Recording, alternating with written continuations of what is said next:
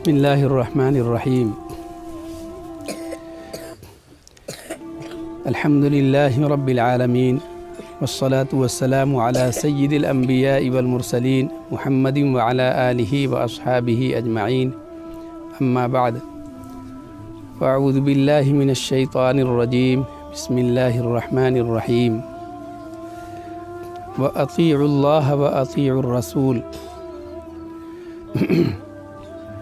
فَإِن تَوَلَّوْا فَإِنَّ اللَّهَ لَا يُحِبُّ الْكَافِرِينَ صدق اللہ العلی العظیم وقال رسول اللہ صلی اللہ علیہ وسلم من حفظ سنتی اکرمہ اللہ بأربع خصال المحبۃ فی قلوب البررہ والہیبۃ فی قلوب الفجرہ والسعۃ فی الرزق والثقۃ بالدین او کما قال علیہ الصلاۃ والسلام۔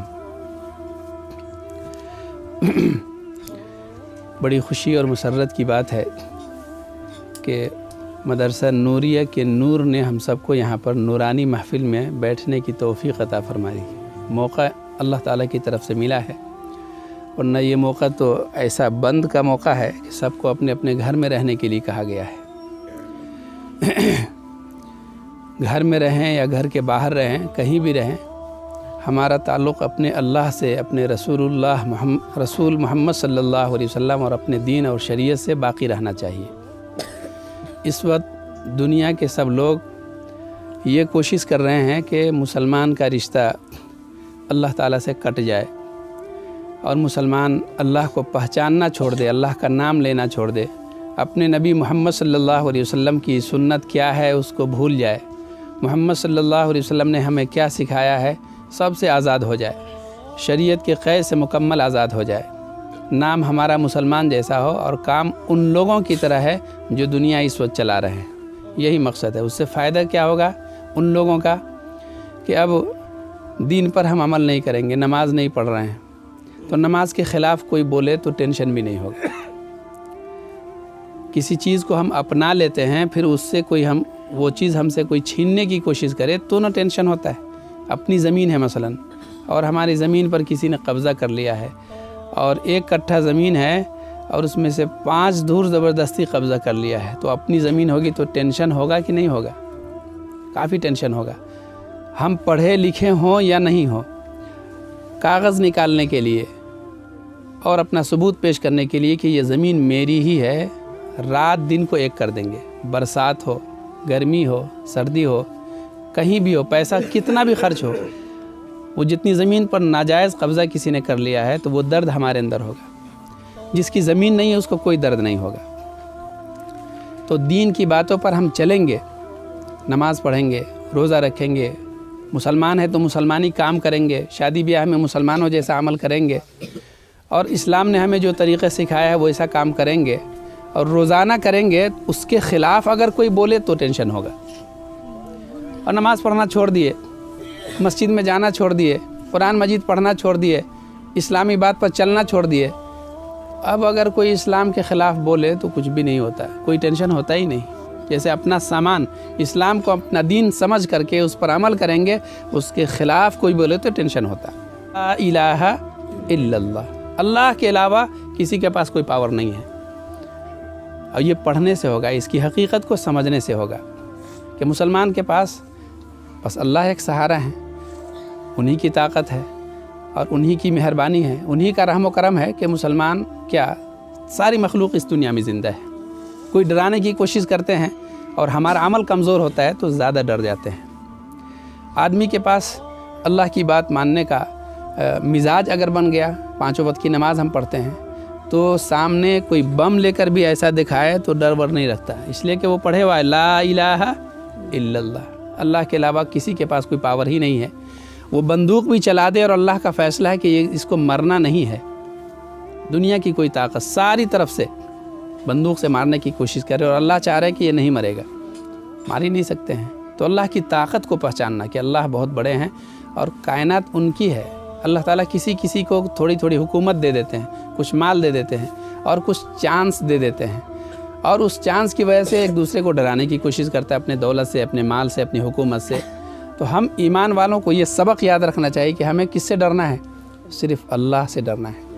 لا الہ الا اللہ یہ پکا یاد رہنا چاہیے، چھوٹے بچوں کو بھی یاد رہنا چاہیے اور معنی کے ساتھ یاد رہنا چاہیے۔ لا الہ الا اللہ، اللہ کے علاوہ کوئی معبود نہیں ہے، اور اللہ کے علاوہ کوئی پاور والا نہیں ہے، اور اللہ کے علاوہ کوئی ایسا ہے ہی نہیں جس کے ہاتھ میں ہمارا پورا سب کچھ ہو۔ دوسرا ہے محمد الرسول اللہ، محمد صلی اللہ علیہ وسلم اللہ کے رسول ہیں۔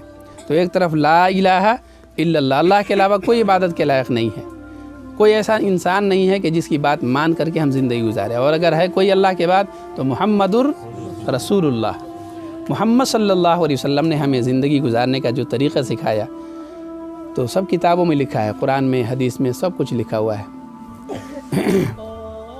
آج کل تو اس چیز کو سمجھنا بہت آسان ہے، یہ ہم لوگ موبائل چلاتے ہیں،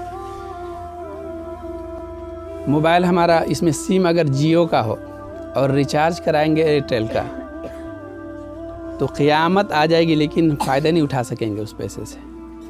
ہمارا سیم ہے ایئرٹیل کا اور اس میں ہم ریچارج کرا رہے ہیں 536 روپیہ، 599 روپیہ کا، کس کا کرا رہے ہیں؟ جیو کا کرا رہے ہیں، تو اس میں آئے گا ہی نہیں۔ اتنی بات سب کو معلوم ہے اور کتنی گہرے انداز سے معلوم ہے۔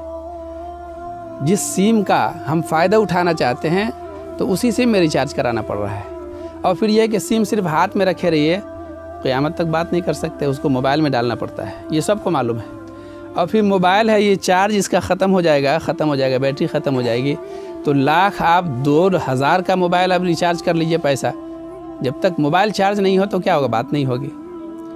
اور پھر یہ ہے کہ موبائل بھی چارج ہو، ہمارے سم میں پیسہ بھی ہو اور سب کچھ ٹھیک ٹھاک ہے، اور ایک نمبر صرف غلط دے دیے، 9177935098 یہ میرا نمبر ہے، اس میں سے ایک نمبر بھی مس ہو گیا تو مجھ سے بات نہیں ہو سکتی ہے۔ اس کو سب اچھے انداز سے سمجھتے ہیں اور اتنا سمجھایا جا رہا ہے، اتنا ماحول ہے کہ چھوٹا بچہ تو ایک دم نیا پروگرام لے کے پیدا ہوتا ہے دنیا میں۔ ہر چھوٹا بچہ اس کو نیا آپشن معلوم رہتا ہے، موبائل آپ دے دیجئے ان کو اور آپ خاموش ہو جائیے، سارا کام وہ کر دے گا۔ ہم لوگ پرانے زمانے کے آدمی ہوئے اور آج کل جو بچے پیدا ہو رہے ہیں ایک نیا موبائل کے ساتھ پیدا ہو رہے ہیں، نئے پروگرام کے ساتھ پیدا ہو رہے ہیں۔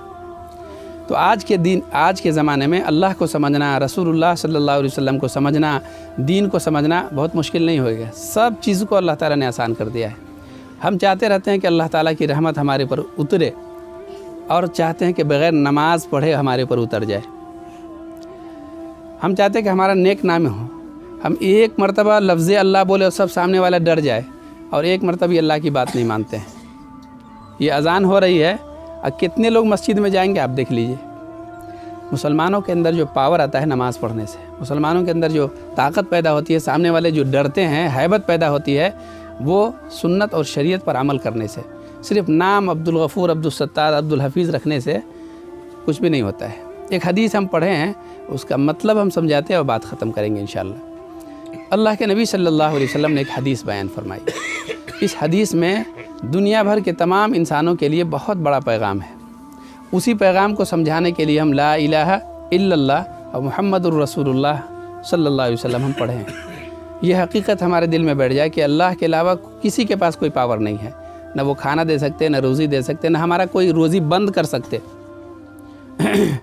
اللہ کے نبی صلی اللہ علیہ وسلم فرمائے، من حفظ سنتی، جو میری سنت کو یاد رکھے، میرے طریقے کو یاد رکھے۔ اب آپ کا طریقہ بچپن سے لے کر کے آپ کے انتقال کے وقت تک کتابوں میں لکھا ہوا ہے، اور ہر موقع کا طریقہ لکھا ہوا ہے۔ آپ صبح کیسے اٹھتے تھے اور شام آپ کی کیسے ہوتی تھی، آپ سونے کیسے جاتے تھے اور سو کر اٹھ کے کیا کرتے تھے، یہ ساری چیزیں کتابوں میں لکھی ہوئی ہیں۔ اور یاد رکھیے، مدرسے میں بچے اور بچیوں کو جو پڑھائی جاتی ہے یہی سب طریقہ سکھایا جاتا ہے۔ مان لیا کہ مدرسے میں پڑھنے والے کے پاس بہت بڑا پیسہ نہیں ہوتا ہے، مال و دولت نہیں ہوتی ہے، بہت کچھ نہیں ہوتا ہے، لیکن جو مال دیتے ہیں ان کو پہچاننے کا ذرا شعور پیدا ہو جاتا ہے۔ جو مال دیتے ہیں، جو دولت دیتے ہیں، جو عزت دیتے ہیں، ان کی پہچان تھوڑی بہت پیدا ہو جاتی ہے، اور وہی سب کچھ ہے۔ سمجھ میں آ جاتا ہے کہ ہم مانگیں گے تو کس سے مانگیں گے، کیسے مانگیں گے، کیا کیا مانگیں گے، یہ سلیقہ پیدا ہو جاتا ہے۔ ہم جئیں گے تو کیسے جئیں گے، لمٹ میں رہیں گے یا لمٹ سے باہر ہو کر کے جئیں گے، یہی سب طریقہ مدرسوں میں سکھایا جاتا ہے۔ تو آپ صلی اللہ علیہ وسلم کی سنت کو 2-3 منٹ میں سمجھا دینا آسان نہیں ہے۔ مدرسے میں پڑھتے ہیں بچے ہیں، بچیاں، تو تقریباً 10 سال 12 سال پڑھنے کے بعد نبی صلی اللہ علیہ وسلم کی سنت کو تھوڑے بہت سمجھتے ہیں اور اگر اپنی زندگی میں داخل کر لیے تو پھر انہی کا نام ہوتا ہے، انہی کی نیک نامی ہوتی ہے اور وہی بڑے ہوتے ہیں، اور انہی کی آدمی ایک بات بول دے تو 10 لوگ ماننے کے لیے تیار ہوتے ہیں۔ تو پہلے اپنے اندر ماننے کی صلاحیت پیدا ہوگی تب ہم کسی سے منوا سکتے ہیں۔ تو آپ صلی اللہ علیہ وسلم نے ہمیں سکھایا من حفظ سنتی، جو میری سنت کو یاد رکھے، جو میرے طریقے کو یاد رکھے۔ اب ہم کھانا کھانے جا رہے ہیں تو ہر گھر میں اپنے اپنے آپ طور پر آپ دیکھیے، کھانا جب کھانے جاتے ہیں گھر میں تو کوئی اہتمام نہیں ہوتا ہے، گئے لوٹا لیے، ہاتھ پر دھوئے نہیں دھوئے پتہ نہیں، جیسا تیسا بیٹھے ہوئے کھانا شروع کر دیے، چپل پہنے ہوئے اسی کھانا شروع کر دیے۔ اب کھانے کا کیا طریقہ ہے معلوم کرنا چاہیے۔ بچے ہمارے مدرسے میں پڑھ رہے ہیں، بچے ہمارے مدرسے میں پڑھ رہے ہیں تو ان سے پوچھنی چاہیے، بیٹے کھانے کا کیا طریقہ سیکھ کر آیا مدرسے سے؟ محمد صلی اللہ علیہ وسلم کیسے کھاتے تھے؟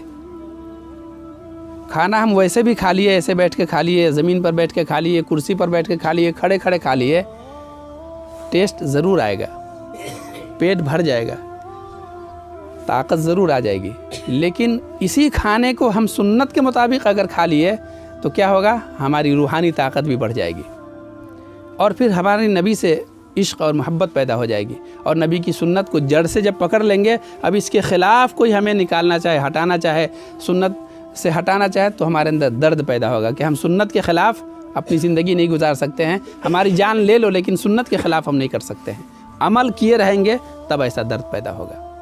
ہمارے نبی صلی اللہ علیہ وسلم کیسے کھاتے تھے؟ آپ صلی اللہ علیہ وسلم نے امت کو سکھایا کہ آدمی جب کھانا کھائے تو دونوں ہاتھ کو دھو لینا چاہیے،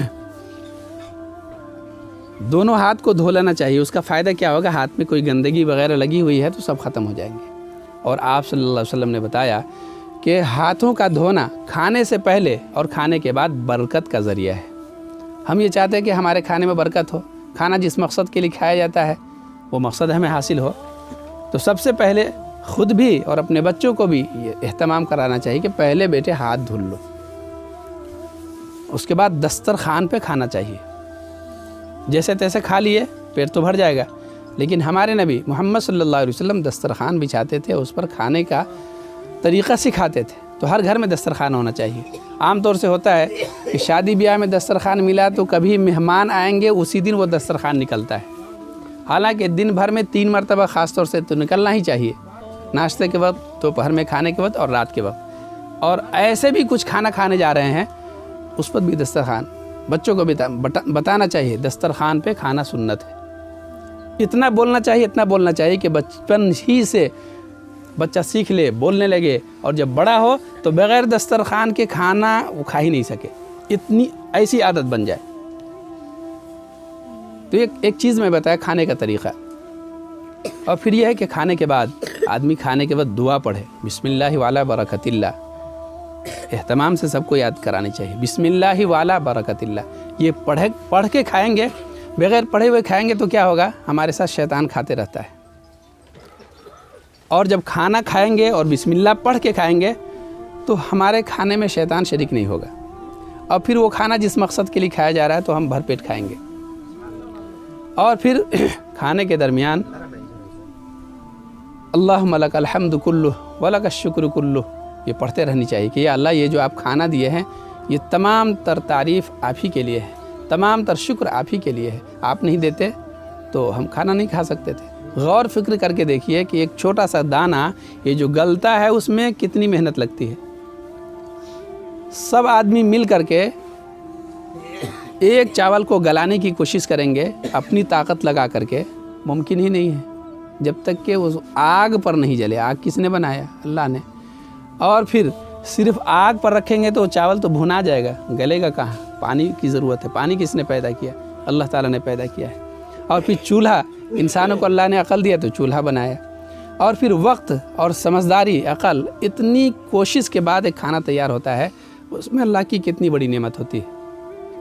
تو ایک ایک کھانے پر اللہم لک الحمد کلہ ولک الشکر کلہ یہ آدمی کھائے اور احساس کرے کہ ہماری محنت سے یہ روزی نہیں آئی ہے، اللہ کی چاہت ہے، ان کا فضل ہے، ان کی مہربانی ہے، تو یہ دولت ہے، اور دولت سے ہم یہ چاول خریدے ہیں، کھانا بنائے ہیں اور اس طریقے سے کھا رہے ہیں۔ ایک ایک نعمت پر اس کو استعمال کے بعد اللہ کو یاد کرنا چاہیے آدمی کو۔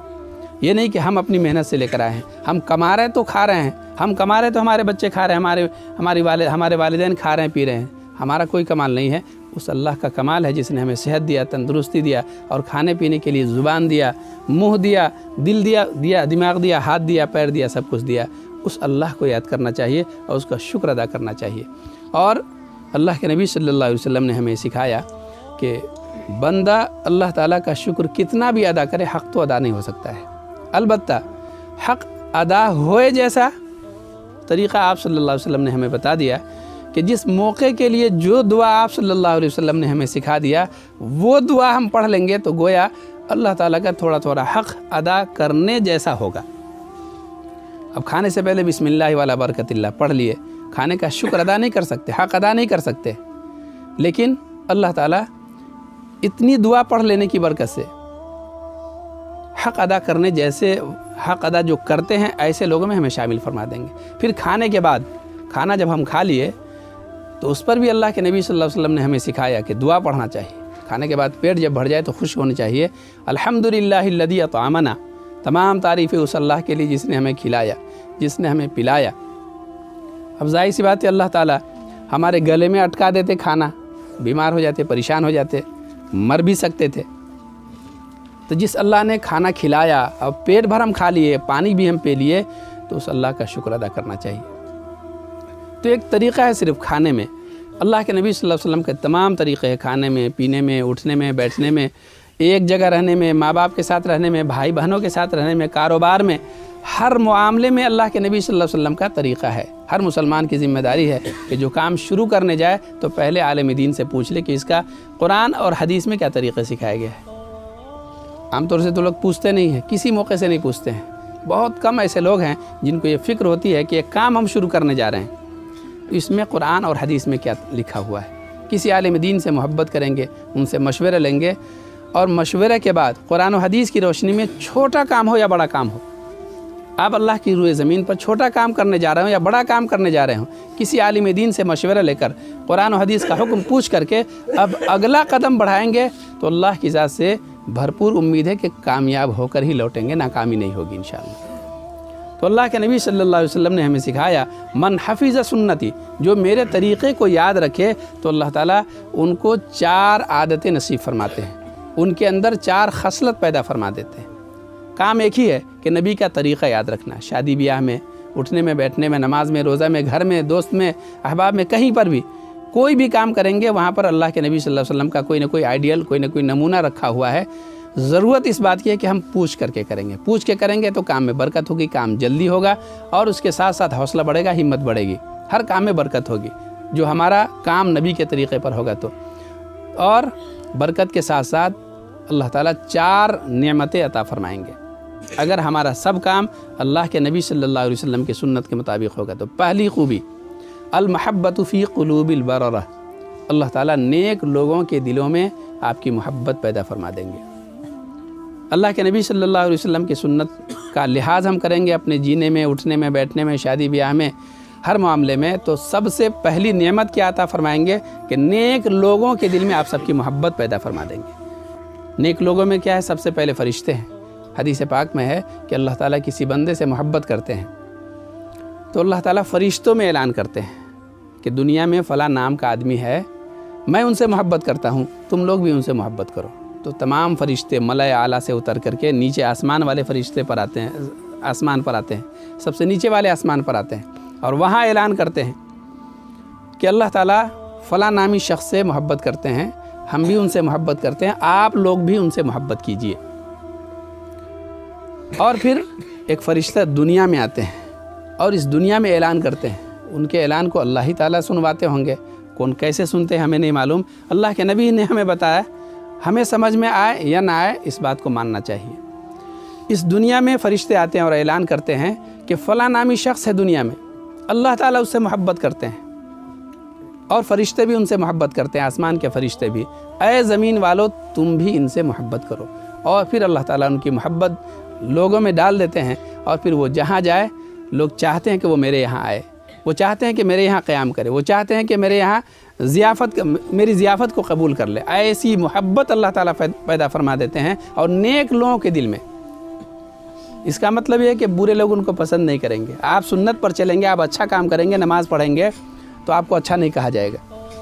ہمیشہ ایسا ہوا ہے کہ اچھوں کو برا کہتے ہوئے آئے ہیں لوگ.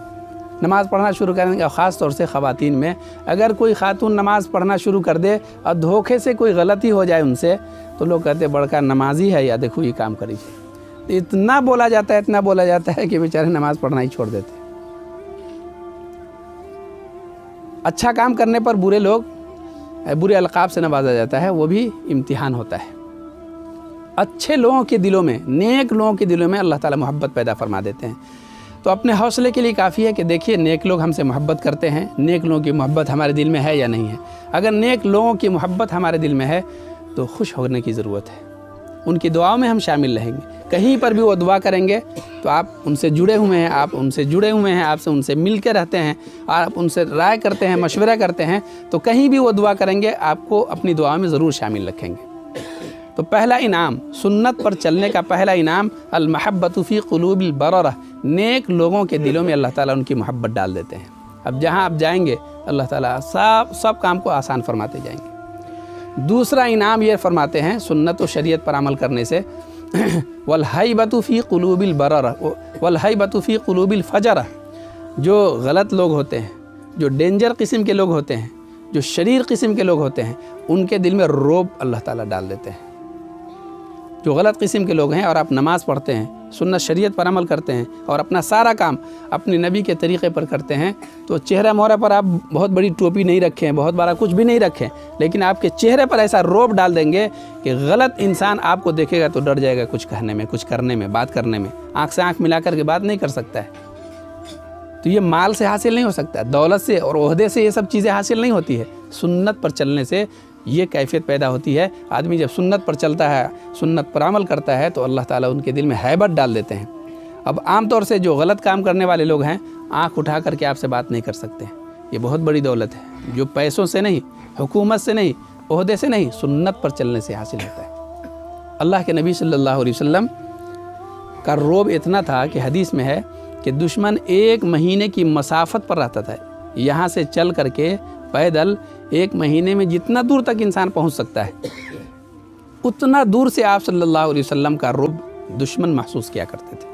تو آپ کی سنت پر جو بھی عمل کریں گے تو اللہ تعالیٰ ان کے چہرے پر ویسا رعب ڈال دیں گے. وہ دوسروں کو ڈرائیں گے نہیں, خود ہی لوگ ان سے ڈرنا شروع کریں گے. یہ سنت پر چلنے کی برکت ہوگی. یہ دوسرا انعام ہے.